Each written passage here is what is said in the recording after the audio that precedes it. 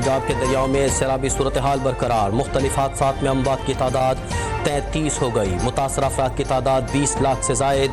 D G P D M Irfan Katia کہتے ہیں کہ پنجاب کو اس وقت تاریخ کے سب سے بڑے سیلاب کا سامنا ہے۔ دریائے ستلج پر قصور کے مقام پر پانی کم ہو رہا ہے۔ تریمو بیراج پر پانی کا بہاؤ 3,61,633 کیوسک ہو گیا۔ ساری توجہ انسانی جانوں کو محفوظ کرنے میں ہے۔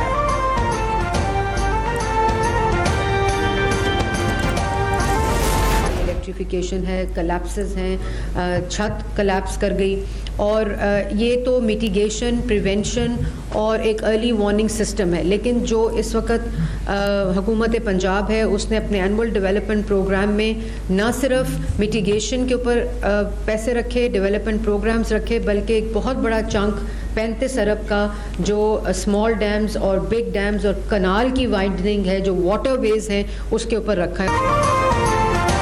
پنجاب کے متوقع سیلاب متاثرہ اضلاع میں ہائی الرٹ کر دیا گیا۔ سینئر وزیر مریم اورنگزیب کہتی ہیں کہ پنجاب کی تاریخ میں سب سے بڑا ریسکیو آپریشن جاری ہے۔ 5 لاکھ سے زائد مویشیوں کو بھی محفوظ مقامات پر منتقل کیا گیا۔ 400 سے زائد وکٹوری کیمپس لگائے۔ سیلابی صورتحال ختم ہونے کے بعد نقصانات کا تخمینہ لگا کر ازالہ کیا جائے گا۔ وزیر ہاؤسنگ اینڈ اربن ڈیولپمنٹ بلال یاسین راوی کنارے پہنچ گئے۔ ملحقہ آبادی کے قبرستان میں سیلابی پانی کے داخل ہونے کا جائزہ لیا۔ کہا کہ 40 سال بعد دریائے راوی میں اتنا پانی آیا ہے۔ شاہدرہ کے مقام سے سیلابی پانی میں واضح کمی آ چکی ہے۔ این ڈی ایم اے کا پنجاب میں ریلیف آپریشن جاری۔ وزیر آباد اور حافظ آباد کے لیے 4 ٹرکوں پر مشتمل راشن کے قافلے روانہ۔ نارووال اور سیالکوٹ میں امدادی سامان پہنچا دیا گیا۔ چنیوٹ اور جھنگ کے لیے بھی ترسیل کی تیاریاں آخری مراحل میں۔ وزیر اعظم کی ہدایت پر این ڈی ایم اے نے متاثرین کی بحالی اور امدادی سرگرمیوں کا سلسلہ تیز کر دیا۔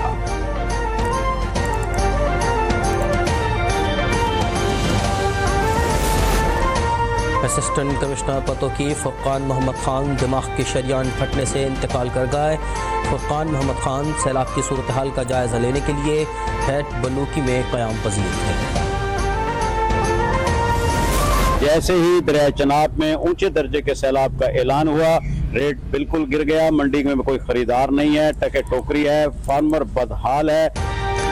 ملتان اور مظفر گڑھ میں سیلاب سے فش فارمنگ انڈسٹری کو بڑا دھچکا۔ دریائے چناب میں حالیہ سیلابی صورتحال کے باعث مچھلی کا ریٹ خطرناک حد تک گر گیا۔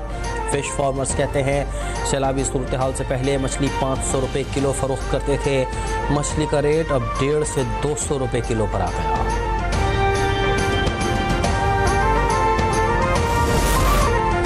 سندھ میں 9 لاکھ کے سکہ سیلابی ریلا آیا تو کچے کا علاقہ ڈوب جائے گا۔ وزیر اعلیٰ مراد علی شاہ نے خبردار کر دیا۔ صوبائی حکومت کو سپر فلڈ کی تیاری کے لیے ہدایت جاری کر دی۔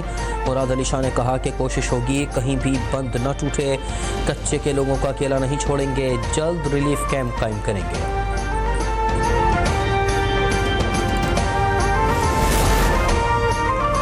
صدر مملکت نے انسداد دہشت گردی ترمیمی بل 2025 کی منظوری دے دی۔ نیا قانون سیکورٹی اداروں کی دہشت گردی روکنے کی صلاحیت کو مضبوط بنائے گا۔ بل میں 3 سالہ سن سیٹ کلاس شامل ہے تاکہ مدت محدود رہے۔ قانون میں عدالتی نگرانی اور حفاظتی اقدامات شامل۔ تیانجن یونیورسٹی بہترین درسگاہ ہے۔ وزیر اعظم شہباز شریف کہتے ہیں کہ یونیورسٹی نے بہترین سائنسدان اور مفکر پیدا کیے ہیں۔ پاکستانی طلبہ ملک کے سفیر ہیں۔ یونیورسٹی سے فارغ التحصیل طلبہ ملک کی ترقی میں اپنا کردار ادا کریں۔ پاک چین دوستی باہمی احترام، اعتماد اور پرخلوص محبت پر قائم ہے۔ ورلڈ بینک کی طرف سے پاکستان کے لیے $20 ارب کا رعایتی قرض منظور۔ قرض پر صرف 2% سود ہوگا، مدت 10 سال ہوگی۔ نجی شعبے کے لیے مزید $20 ارب بھی متوقع۔ ماحولیاتی تحفظ اور غربت میں کمی اولین ہدف۔ SIFC کے تعاون سے آف شور تیل اور گیس کے ذخائر کی تلاش کی کاوشیں جاری۔ توانائی کے شعبے میں گردشی قرضہ 1 خرب 14 ارب روپے تک پہنچ چکا۔ گردشی قرضہ کم کرنے اور توانائی کا بحران حل کرنے کے لیے تیل کے نئے ذخائر کی تلاش ناگزیر۔ ماڈرن ڈپلومیسی کے مطابق وینزویلا، سعودی عرب اور کینیڈا کے بعد پاکستان دنیا کے چوتھے بڑے آف شور تیل اور گیس کے ذخائر سے مالا مال ہے۔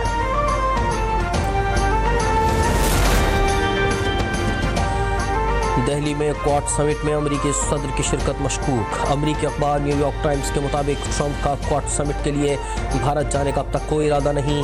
डोनाल्ड ट्रंप ने मोदी को टेलीफोन पर क्वाड समिट में शिरकत के लिए भारत आने का कहा था, ताहम अमेरिका और भारत की हुकूमतों ने न्यूयॉर्क टाइम्स के इस दावे पर कोई रद्द-ए-अमल नहीं दिया। नवंबर के करीब नई दिल्ली में क्वाड समिट में ऑस्ट्रेलिया, जापान और अमेरिका के रहनुमा शिरकत करेंगे।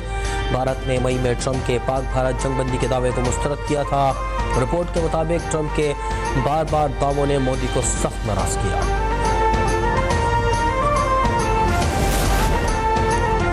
राष्ट्रीय सेवक सिंह का जहरीला एजेंडा एक बार फिर बेनकाब। मोदी सरकार का नाम नेहाद कॉमन सिविल कोड अक़लियतों की शनाख्त मिटाने की मुनज़्ज़म साजिश। सदर ऑल इंडिया इमाम एसोसिएशन साजिद राशिदी कहते हैं कि कॉमन सिविल कोड गलत है। मुसलमानों, सिखों या दीगर मज़ाहिब का वजूद ख़त्म किया जा रहा है।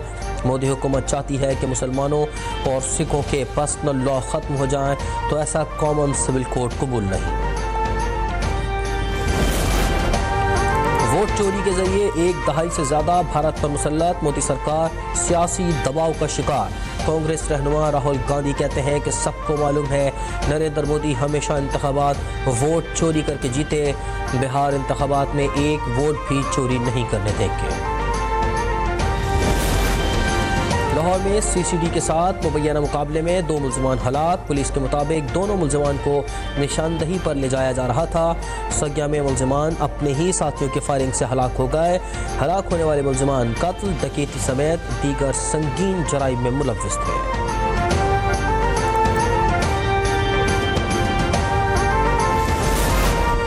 इस्लामाबाद में ट्रैफिक हादसा, एक कांस्टेबल शहीद, दूसरा शदीद जख्मी।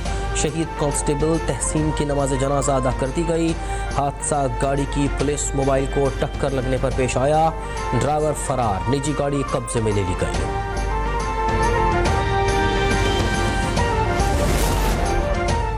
भारतीय जारियत के खिलाफ शानदार फतह। इस्लामाबाद के सेक्टर H8 में कौमी यादगार मौक़े हक़ की तामीर का आगाज़।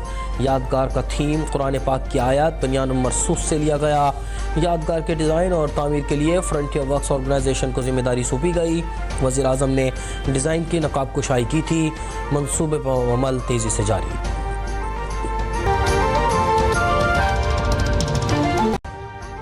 अभी सब्सक्राइब करें ताकि कोई खबर रह न जाए।